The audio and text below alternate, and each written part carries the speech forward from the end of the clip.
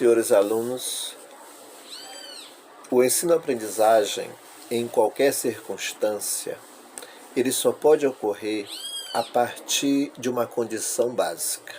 Que condição é essa? O encontro entre alguém que quer aprender e alguém que sabe o que vai ensinar. Na escola, isto implica um aluno motivado por alguma razão a saber algo e um professor com o maior conhecimento possível daquilo que vai ensinar. Mas isto acontece também em outras situações mais ou menos formais de educação. Ou seja, você sabe que ninguém ensina ninguém, mas ninguém aprende sozinho, você aprende com alguém mais experiente, mas você aprende quando você deseja aprender. A partir dessa primeira condição, atua a metodologia. Então, o que seria a metodologia? Seria um conjunto de princípios que regem nossas atividades em sala de aula para a consecução de objetivos de ensino e aprendizagem. A metodologia, sendo assim, ela tem um papel importante porque é responsável por um ensino-aprendizagem mais produtivo em termos de abrangência, de organização, envolvendo a seleção, a progressão, a inter-relação de itens a serem ensinados e aprendidos e a consequente maior facilidade de acesso ao que se quer aprender e ensinar. Este é o papel da metodologia: facilitar o acesso ao objeto de aprendizagem. A abrangência, senhores, é o quanto ensinamos e permite trabalhar com o máximo de fatos de conhecimento no tempo que dispomos. Certamente, o nosso ideal é ensinar o máximo possível. A organização, ela facilita o acesso ao conhecimento, seja de conhecimentos teóricos, seja de habilidades. Essa organização, ela implica selecionar o que ensinar, fazer uma progressão entre os elementos a serem ensinados e aprendidos, ou seja, o que ensinar primeiro, o que ensinar depois, em terceiro lugar, etc. Lembrando que há elementos que são ensinados simultaneamente. Estabelecer uma inter-relação ou uma correlação entre elementos que são objeto de ensino e de aprendizagem. E também você precisa detectar o que deve ser repetido, ou seja, ensinado mais de uma vez, com ou sem acréscimo de novos elementos. A seleção, ela é feita com base naquilo que se acredita ser fundamental ensinar, para que o aluno atinja um domínio da língua em suas diversas variedades, envolvendo os dialetos, os registros, a modalidade oral e escrita. Estamos falando aqui sobre o ensino-aprendizagem de língua portuguesa como língua materna. A progressão, ela segue princípios como a frequência, a complexidade e a extensividade. A frequência, ela se refere àquilo que tem mais utilidade no nosso cotidiano. Logo, deve ser ensinado antes daquilo que é mais frequente.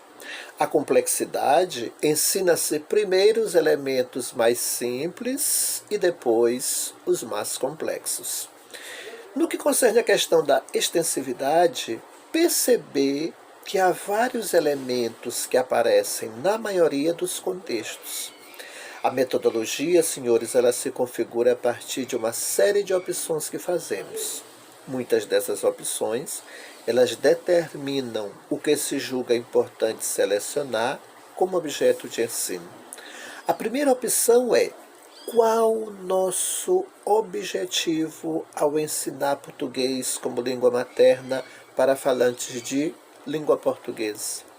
Até porque os alunos, eles já chegam à escola usando pelo menos a variedade familiar.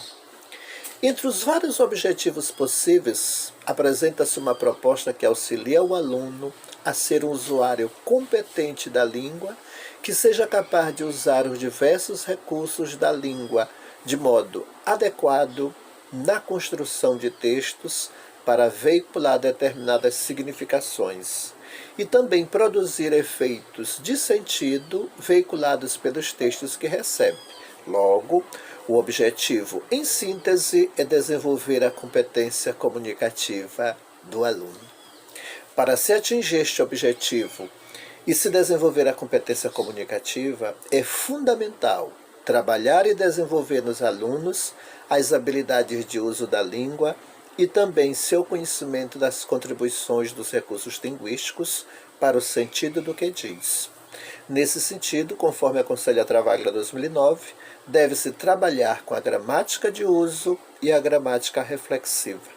A gramática de uso ela se refere a um tipo de atividade em que se leva os alunos a utilizar os recursos linguísticos em frases, mas principalmente em textos, tanto na produção quanto na compreensão. A gramática reflexiva, diferente disso, é um tipo de atividade que trabalha essencialmente com a significação dos recursos linguísticos, por exemplo, os aspectos semânticos, e sua utilização em situações específicas e concretas de interação comunicativa, como é o caso da pragmática. Para se construir esse tipo de atividade, basta fazer exercícios que levem os alunos a ter o que dizer. O que significa determinado recursos da língua, em que situações pode ou deve ser usado, com que fim, produzindo que efeito de sentido. Além disso, é sempre conveniente observar se outros recursos linguísticos podem ou deveriam ser utilizados no lugar daquele que foi usado, levantar, comparando os efeitos de sentido que esses diferentes recursos eles poderiam produzir uma dada situação de interação comunicativa, e também discutir com o aluno se o mesmo recurso ou recursos diferentes eles produzem efeitos de sentidos diferentes em uma mesma situação ou em situações de comunicação diferentes. Em todos os anos da escola, mas principalmente nas séries iniciais do ensino fundamental, é sempre preciso dosar o grau de complexidade daquilo que se vai trabalhar. Se o objetivo do ensino fundamental é o desenvolvimento da competência comunicativa, nós temos de ver a língua como uma forma de interação, ou seja, entender que usamos a língua para agir na sociedade, que dizer alguma coisa é fazer algo.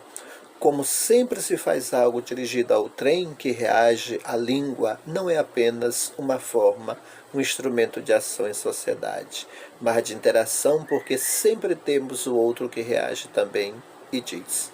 Por isto, senhores, é que se diz que a língua é dialogal, pois mesmo quando se escreve um texto, e não só na interação face a face, como na conversação, temos que considerar o outro. O que ele sabe ou julgamos que sabe, suas crenças, o quanto da língua ele domina, etc.